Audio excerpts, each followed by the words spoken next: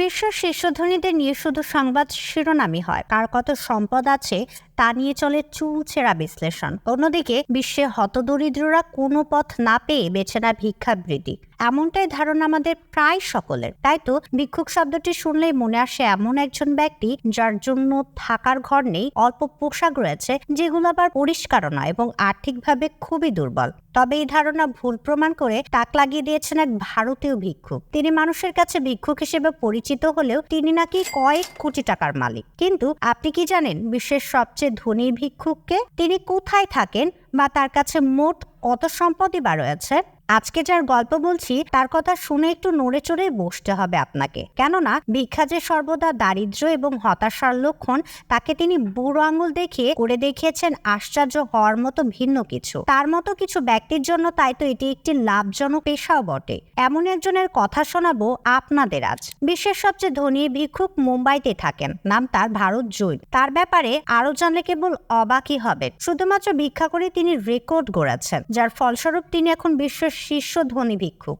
দারিদ্র্য হতাশাকে একসময় দেখা হতো ভিক্ষার একটি লক্ষণ হিসেবে, কিন্তু সে ভিক্ষা বা দারিদ্র্য কিছু মানুষের কাছে লোভনীয় একটি পেশা হিসেবে হয়ে উঠেছে। তাদের কাছে এটা একটা লাভজনক পেশা। এই খবর দিয়েছেন online Times of India. Bharat জনের বয়স এখন 54 বছর। তিনি বসবাস করেন ভারতের অর্থনৈতিক ও বাণিজ্যিক রাজধানী হিসেবে পরিচিত মুম্বাইয়ে। টিনেজ বয়স থেকে 40 বছর ধরে ভিক্ষা করছেন। ভিক্ষা করে মাসে 60 থেকে 75,000 টাকা আয় করেন তিনি। মুম্বাইয়ের মতো জায়গায় ফ্ল্যাট কিনেছেন। তার মোট সম্পদের পরিমাণ 7.5 কোটি টাকা, যা বাংলাদেশি মুদ্রায় প্রায় 10 কোটি টাকা।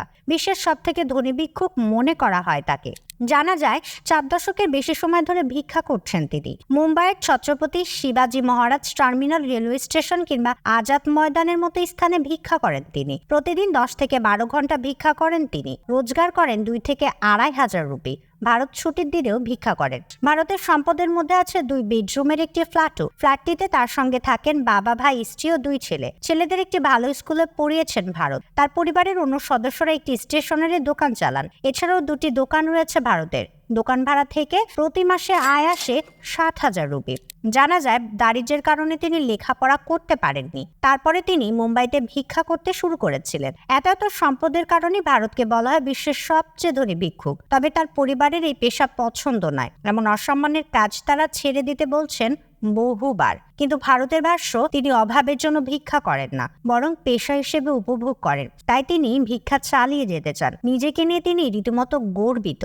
দেশ বিদেশের আলোচিত ব্যতিক্রমী অজানা সব বিষয় সম্পর্কে নিয়মিত দারুণ সব কন্টেন্ট পেতে স্কিলফির সাথেই থাকুন। আর অবশ্যই সবার আগে আমাদের সব ভিডিও দেখতে স্কিলফির চ্যানেলটি এখনই সাবস্ক্রাইব করুন এবং পাশে থাকা বেল আইকনটিতেও ক্লিক করতে ভুলবেন না। আর কমেন্ট করে আপনার মতামত জানান এবং ভিডিওটি অন্যরা যেন দেখতে পারেন সেই জন্য শেয়ার করে দিন।